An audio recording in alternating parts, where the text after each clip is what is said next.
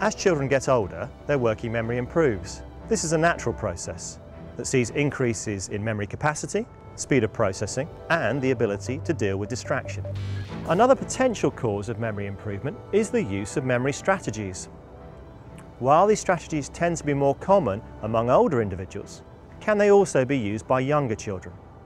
While we are encouraging teachers to break information down and use flashcards and wall displays, there are also other things that we can do to support children develop their memory capacity. Some of the ways that we can do that are things such as rehearsal, grouping and imagery, and all of these enable something to stay in the memory for a little bit longer. One of the most widely studied strategies that adults and children are taught to use is rehearsal. This is the ability to repeat something to yourself, typically silently in your head. Rehearsal is thought to be a particularly useful way of maintaining verbal information, especially if you have to hang on to it for a fairly long period of time. We use rehearsal in day-to-day life to remember things like phone numbers. Imagine I give a friend a phone number, 9661525, and they don't rehearse it while they're searching for their phone. Without rehearsal, this information is likely to be lost. With rehearsal, 9661525. 9661525. we stand a chance of remembering the information long enough to get it down. Psychologists have argued that children younger than 7 do not engage in spontaneous rehearsal. This is because the key potential markers of rehearsal, such as lip movements, the word length effect, and the phonological similarity effect, appear to be absent in children this young. The phonological similarity effect is where a person can remember fewer words in order when those words sound similar to one another, such as cat, hat, rat, because these items are easily confusable.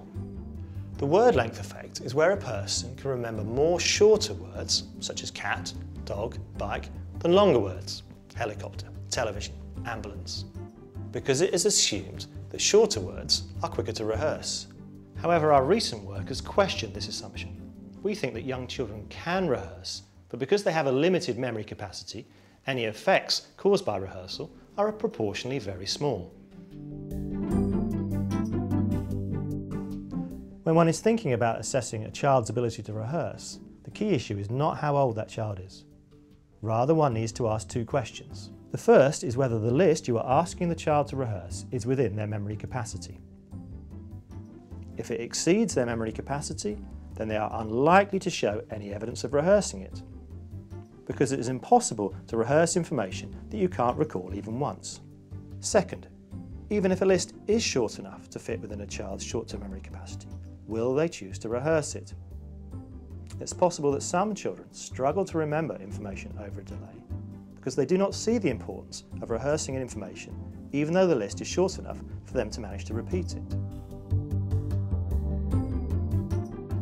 There are further techniques a child could use to increase short-term memory capacity. Deborah has done some work on the use of rhythm and rhyme. Yes, there's quite a lot of work now that suggests that children's awareness of rhythm is related to their language ability and literacy achievements.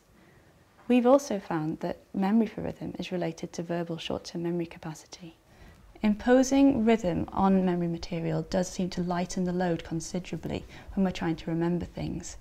And we often do this naturally with things like telephone numbers by grouping them into manageable chunks. And we can also do this with music. So, for example, teaching adults foreign languages can often be improved by teaching them using a song. In educational practice, we could try to make songs or chants out of information that children need to remember, using a tune that they're already familiar with to help them to manage information more easily. Take the book over to your desk, fetch the pencils and bring them back to me. Can you do it on your own? Go. Go and take the book.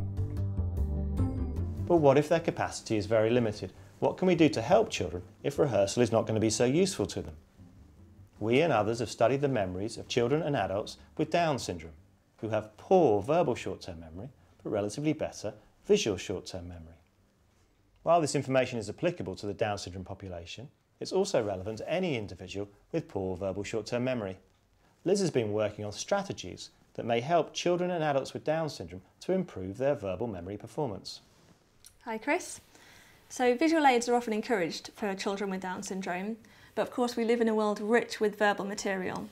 What we've recently found is that providing visual and spatial cues during verbal short-term memory tasks can improve memory for verbal material. So I'm going to ask you to remember 4 words in order, and I'm going to point to a position on the table when I tell you each word, and then I want you to try and tell me those words back in order. Okay. So we've got gate, tree, cat and shop. Gate, tree, cat, shop.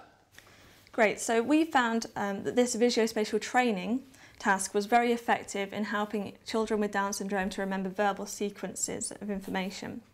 It may benefit children with poor verbal short-term memory to use a spatial array like this to prompt their verbal short-term memory recall. And existing long-term associations can also support short-term memory?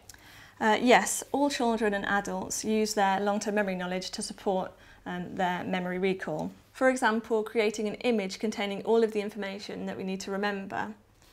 Training children to make more use of this strategy can take a long time, particularly for individuals with Down syndrome. The aim is for the children to learn to generate links with existing knowledge and then to use this strategy spontaneously over time.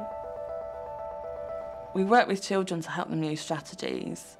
The long-term aim is that they're able to use strategies on their own, so without an adult, without someone else helping them. And what they need to be able to learn to do is identify when they need to use these strategies and selecting the right strategy that supports them. Once they can do this, it develops their confidence, which essentially develops their progress and enables them to be a far more active learner. When thinking about strategy use, the first thing to consider is to encourage the use of rehearsal. However, if a child has a particularly poor verbal memory capacity, one might want to think about other ways of supporting their memory. These could include visual aids, repetition, the use of spatial support, long-term memory, and the use of rhythm and rhyme. Children who need support should be encouraged to use these strategies for themselves. And although it can take some time for them to learn these approaches, anecdotal evidence from teachers suggests that this is time well spent for the future.